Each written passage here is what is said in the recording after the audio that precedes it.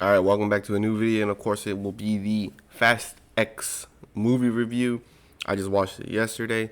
What I think? Well, first of all, let's ask the most important question: is it better than 9? Because everyone was like, "All right, 9 is where I stop." All right, I could deal with 8, I could deal with 7, but I cannot deal with 9. But this movie is way better than 9. I'll tell you that it's basically everything: the villain, the racing, everything. But there are some complaints, but let's talk about the positive. It's still a really funny movie. You know, Roman and Tej still really good duo. The villain is amazing. Jason Momoa does a very good job portraying a crazy person because that's basically the villain. And I like how even though he's from, all right, spoilers, I forgot to say spoilers if you want to avoid any. He's basically from Fast 5. I think everyone knows that, right? But they do a pretty good job of making him an actual threat because, long are the days of the mafia and the cartel and all that stuff from Fast 4, Fast 5, and because the newer ones like 6, 7, 8, and 9 are all these mercenaries or these cyber hackers or whatever the hell, the people who have an army behind them. He does a pretty good job because he's crazy, right? He's the person that kidnaps your family and holds them for ransom, right? One thing I didn't like is how they basically got rid of Cypher. Cypher being, the villain from the past few movies, basically controlling, where she basically blackmails Dom in Fast 8. Yeah, she gets dismantled within the beginning of the movie, which, I get it.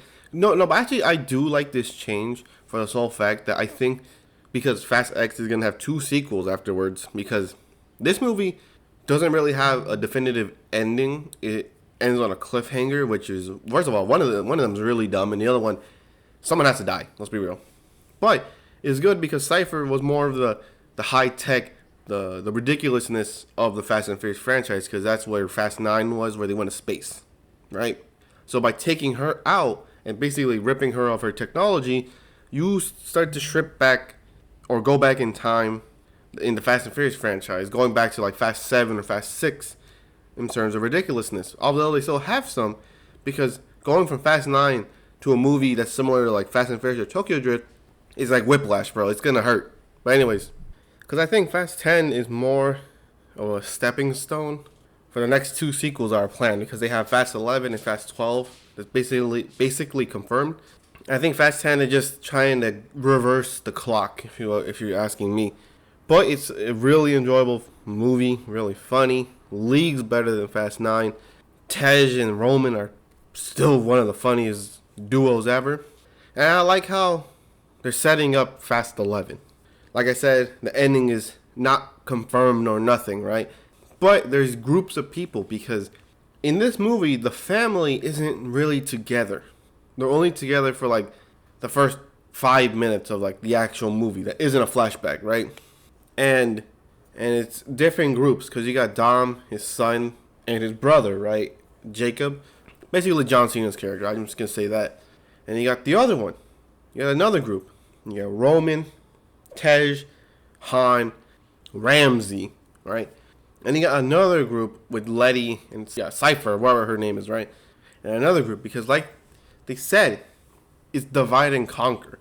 He's trying to split up the gang and try to take them out, differently. Now, here's the negatives, right? I said the positive, now it's time to get to the negatives. A lot of stuff happened, and I'm going to tell you something right now. They brought back a character. Like I said, spoiler review, they brought back Giselle. People who don't know who she is, she was basically Han's girlfriend who died in Fast 6 during the airplane scene, right? Right? And it's a weird thing, because Han also was supposedly dead at that point, because 6 was basically the last movie he was in. Furious 7, now he was gone, right? But now she's back. And she's joining the team of Cypher and Letty, right? With the nuclear submarine from Fast and the Furious 8. So, they're definitely bringing everything together, which sucks because they brought back a dead character. And they bring back a character, although it doesn't have any actual plot necessity, but it is the sister of basically Dom's ex-girlfriend, the mother of Brian, basically. Elena, right? Her sister. She appears in Brazil, in Rio de Janeiro, right? Because the whole plot is basically to go where he's from, right? Which wouldn't be that bad if it wasn't for the fact that they already have characters from different movies that aren't dead that they could bring into Fast 10. I get it. Some of them might be don't make sense anymore. Because to me, I still want to see the Tokyo Drift gang. You know, Sean, Twinkie, and the nerd. I don't know his name. My fault. But because they appeared in Fast 9, but they only appeared to serve to forward the plot because they needed a rocket car for some reason, right? And all they did was make fun of them. Oh, your name is Twinkie? That's dumb. Oh, you guys are building a rocket car? That's dumb. You guys are dumb, right? We're the cool guys. Hey, screw you. Alright? No one, everyone thinks Tokyo Drift is the best movie of the franchise. Stop making fun of the movies, alright? Damn. And then they appear in the barbecue where Sean basically reunites with Han. And that's it.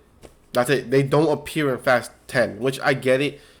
Because I said it because of the Fast and Furious movie reviews we're doing. Fast and the Furious Tokyo Drift. One of the most, I would say, normal Fast and Furious movies.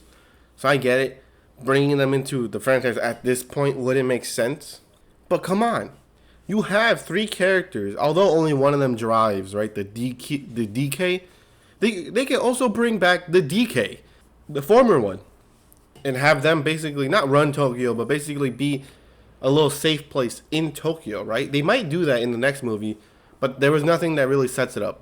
They did bring back Luke Hobbs, which is another good addition. That's another good thing, even though it's in the negatives. Because it looks like they're bringing back the Luke Hobbs from Fast 5, Fast 6, and all that stuff, right? Or even Furious 8. Because the Luke Hobbs that was in Hobbs and Shaw, which although I didn't watch the movie, but seeing the trailers and seeing all that stuff, it just appears to be The Rock. You know, how most of the character that The Rock plays is literally just The Rock. That's how it happened to Luke Hobbs. Luke Hobbs went from this immovable object, this unstoppable force of nature, right, to The Rock. But it looks like they're bringing back the old Luke Hobbs, which is very good. And another bad thing is that they kill off certain characters, right? Once again, spoiler reviews, you guys haven't clicked off yet. They killed off Jacob. That's right. The villain from Fast 9 is dead now. Presumed dead because remember, Han and Giselle were presumed dead and now they're alive, right? Jacob kills himself in an act of glory of making sure Dom gets to his son, right?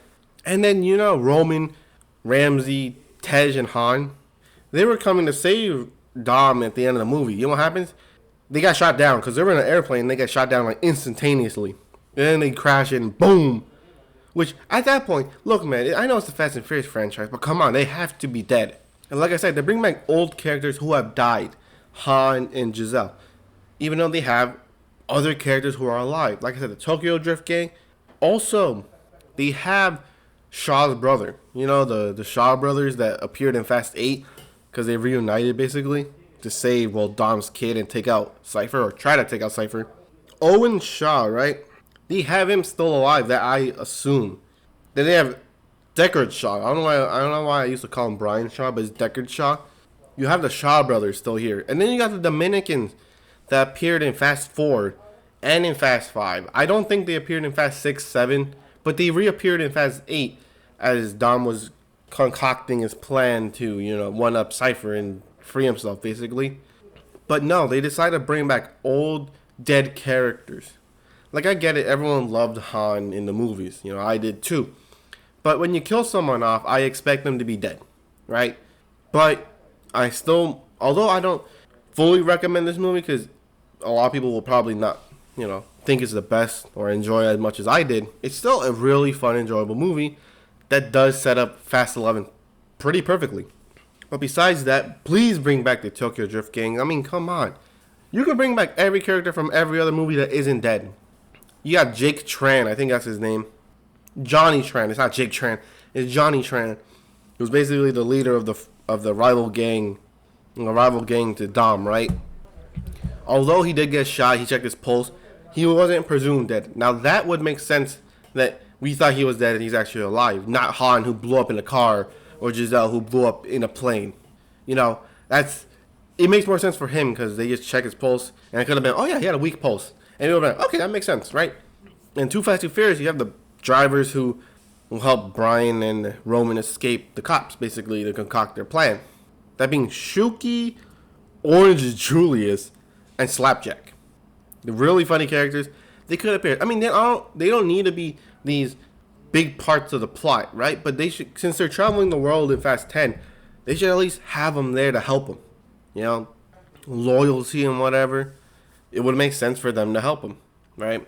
Even if the underground and the upper ground are after Dom. And of course, Fast and Furious 3, Tokyo Drift has the gang, back, right? Sean, Neela, not really important. Twinkie, Earl Yu, which was basically the nerd. And DK, you could bring him back, being the Tokyo gang, they need to visit Tokyo for something, whatever, and they get shelter there. Fast and Furious 4, which of course is the Dominicans, which I would assume is Dominican. I keep saying Dominicans, but they might be Brazilian or whatever. And of course, Furious 6, which is Owen Shaw. They need to bring him back. There's no reason why. Because although I don't want to put too much of a movie review in the movie, the villain is going after the Shaw's mom. So you would assume Owen Shaw's going to make an appearance again. And I want to see an appearance. Come on, the brothers back together. Come on, that would be amazing. Or they might be Puerto Rican. I think the Dominicans are Puerto Ricans. But whatever, man. Anyways, like I said, the Shaw brothers can make an appearance. Fast 8, Fast 9, everything. Everything can come together in Fast 12 or Fast 11. But besides that, I would give this a solid 7.5, maybe 8 out of 10 rating. Although I don't want to give it an 8 out of 10 rating because it'd be pretty disrespectful to the other movies that had more grounded aspects to it. It's still a really enjoyable movie. I just really like it. It's really good. Anyways, like I said, that's the end of the video. Of course, Fast 5 review coming soon. 6, 7, 8, and 9. And a ranking for all of them. And another one, ranking every movie I've watched in 2023 so far. Which will be around like 13, 14 movies I watched. And it has some heavy hitters. Like Guardians of the Galaxy 3, Creed 3, Ant-Man and the Wasp, Quantumania.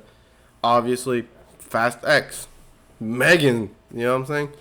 But anyways, that is the end of the video. Hope you enjoyed it. And I'll catch you in the next one.